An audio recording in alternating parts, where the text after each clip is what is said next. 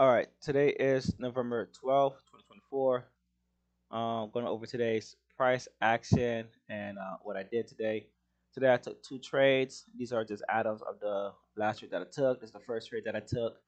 The first trade, the idea looked good, but I did see something that was catching my attention that I should have followed. Um, I was hoping for a breakout above, which I think was my flaw, versus accepting the reality that we were shifting direction of the trades. So this one was supposed to be a quote unquote continuation trade, uh, but it did not turn out to be a continuation trade. It turned out to be it's like a failed. Um, yeah, failed. Put on the continuation. Ended up being like a failed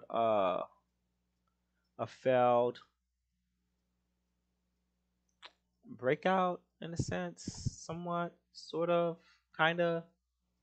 I guess don't really know how to explain it. So this is what we were facing. So let me just rack these up real quickly so we can see what we're looking at. So I took a long position. We're holding settlement price, but this happened and we stayed under it. I marked it and we stayed under it. This happened. While that happened, and Q was moving higher. Um, and Q was moving higher, and ES was not moving any. ES was not moving higher with NQ. So when NQ was rising, NQ was coming to an area where price buckled under. Right here, you can see price buckled and dropped down, and over here it really tanked right there. And as price as the chart was not moving higher, and ES did give us this at the open, a failed attempt higher, and then pause. So let's see where that pause came from.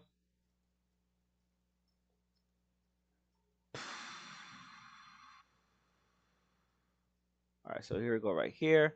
So I'm gonna go to a blank chart. I'm going to go to an even further blank chart. That's good enough. All right, and then we're gonna go backwards to see where this could be matched, because you can see that price really did hold this area and did not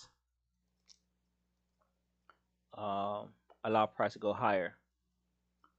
Bottom, top left, this one here, right? So boom. Okay, so let's move backwards, reverse engineer this idea, and I don't have anything. We do have this sell-off right here, midday, and so not really, not really anything, but it does help to show that price is staying below the pre-market. This is the pre-market area where price wasn't really getting high, but price is above the pre-market section, kind of, sorta.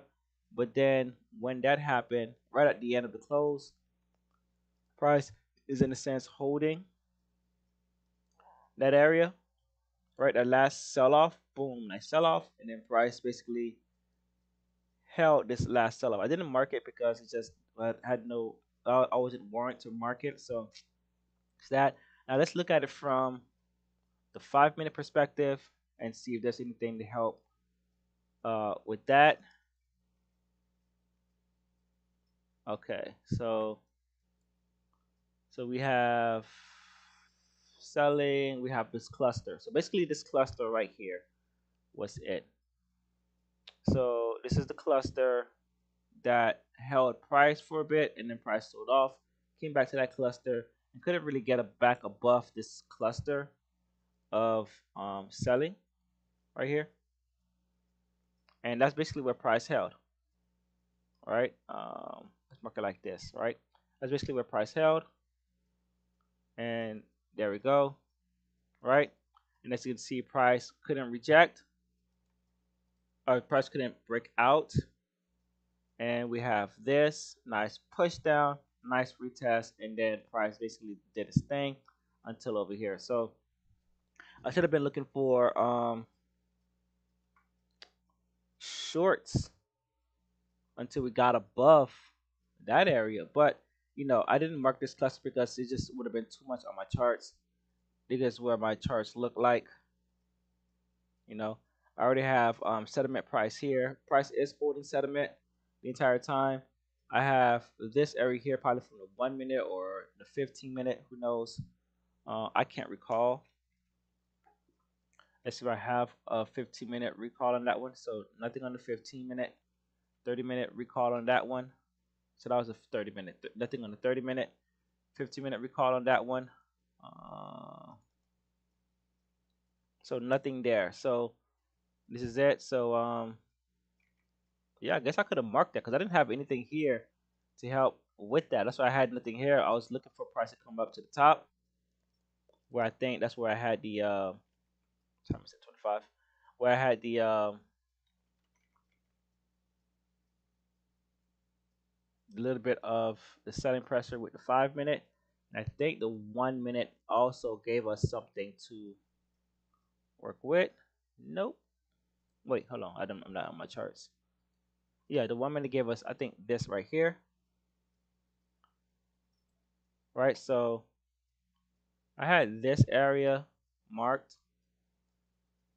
Um, kind of like it's holding this area here, but I don't really see anything here that really helps. It is the open, but that cluster for sure that we saw on that 5 minute was very important. This cluster that we see right here. All right, let's go back to where prices don't look like the charts vomit on themselves. And let's look at that. We have this here, so that way we can see what we're looking at. So yeah, so we don't see the cluster there, but we do have that. So, and that's where price sold off again, right there, and then price is holding. So, we also have this nice little cluster right here, which is an area where I would like to see price reject. I really want to see price come around here to reject. So I should have been looking for shorts, but once price broke out of this here, it did give us an opportunity. So my first trade was a bust. I ended up losing on that one, 3 points. I didn't add anything to it. I didn't add, and then my next trade came in at 10.14, which in a sense is this break and this retest and the continuation. That was my trade here. ES NNQ followed suit, and this was a break retest or continuation play. He goes ES here, falling out of that area here on the 5. No, where's my trade? My trade was, yeah, we broke out and we retested, and my trade came here at that after the retest, and I really can't find it on this one. Let's go back to the charts. So hopefully it can be clear to see. And I'm gonna put NQ on an empty chart as well. 638. So we can see it clearly.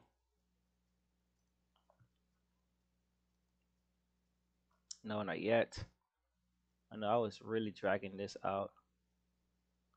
All right, so here we go. Yeah, so here at 10 o'clock it broke, and then we pulled back. We pulled back, and I did enter before NQ gave me the second opportunity, which was 10.40, and I think that's when I added to the trade. All right, so now we have a nice breakout, strong break, a pullback, and I'm just waiting for anything that just shows another break. So the next break was at 10.40 going to 10.45. So I took my entry around,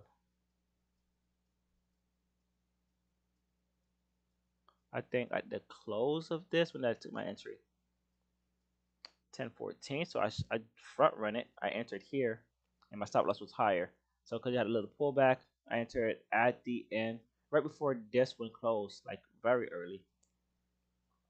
60.24.50. So I entered on here. Wow, I entered very early. If I entered at the close, I had a better entry. If I entered here, this yeah, I would have had a better entry. So I entered on the 1 minute then. 16.24.50. So here, so when the 1 minute was pushing down is when I entered here. All right, because it looked like it was going to go. If I waited for the 1 minute to finish close, I could have entered a little bit higher at 26, saving me another 2 points, which is a lot. Because my entry was something like this, and I did wait till we got some red eventually, but I took an exit early. But I would have had a better risk like that, which is 2 to 1, versus here, which is almost a 10 to 1, a 10 point risk versus this here. What did I have on my thing? Um, let's close these out. What do I have here? Oh, it looks like I kept that one, so thank God. So 24, so about a 5 point risk. So yeah, so here, so I had my stop loss there, and then price. I think I took my first exit at around, was it around 15? Around 16, all right? And then my first two exits, I took another one at 11. So right about here, right when we showed signs of selling, and I moved my stop loss, I got stopped out here. So I was able to at least capitalize on this move for about 13 points. So for about 10 points and then 13 points. I really wanted to see this cluster of selling happen. This is what I really wanted to see. But I thought we started, and then price came and took me out, and then it gave this was another sign to sell even more. So with the confluence of the higher time frame, you can see that we had a low volume retest, strong selling right here, low volume retest, and then strong selling, very strong, and then absorption, and then a reversal. And then price came down here at a level that I had marked, which is 15-minute buy. And also um, when Jerome Powell spoke, usually a nice reversal area. We came down to it right about a few ticks off of Powell's area, about one 1.25, and then price moved up 40 points straight. Well, with this pullback, exception of this pullback, straight up 41 points back to where I entered. So I'm gonna do, and these are all my entries. I'm gonna move these here because these are just my add-on spots, which I've been favoring a lot.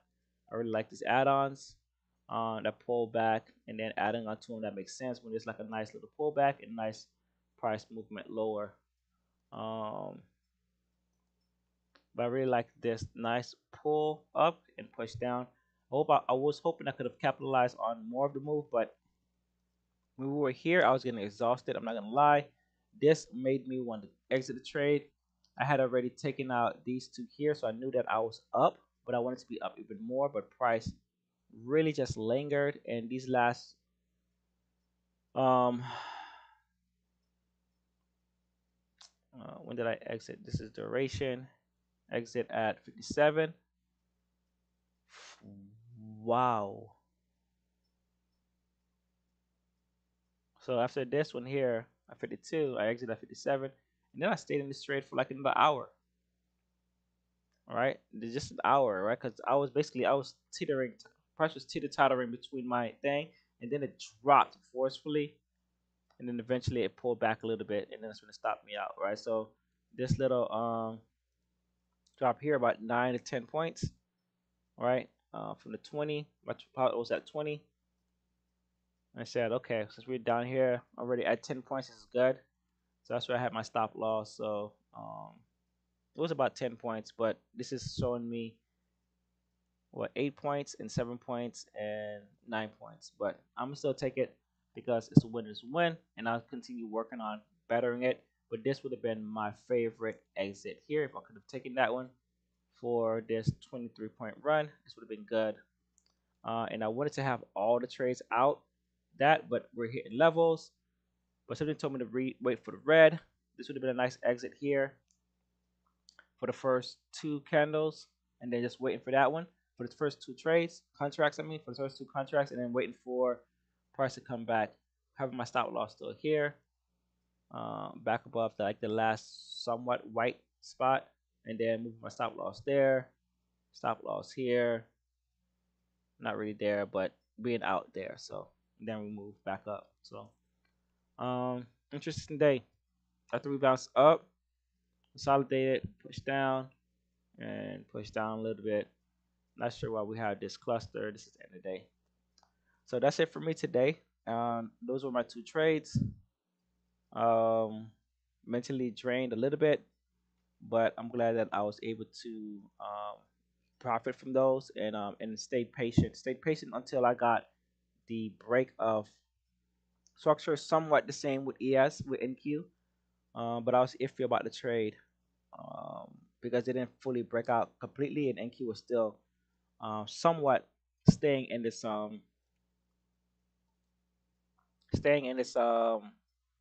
weird trend that it was in. It wasn't really really moving. But what I did learn was that that 1 minute here when we have this and we held below it, I gotta respect that. Like this is saying, hey, I'm not going above. I should have respected this the whole time. We never got above this, and we held, and then we just tanked after that. Right, boom, boom, boom, pull back, and then my entry. So that was my fault trying to force this trade to go up when it had already marked as level and price never got above it. So this was basically a failed absorption. I mean, an absorption fail or breakout fail, whatever you want to call it. It was just a failed attempt. All right, so that's it for me today. See.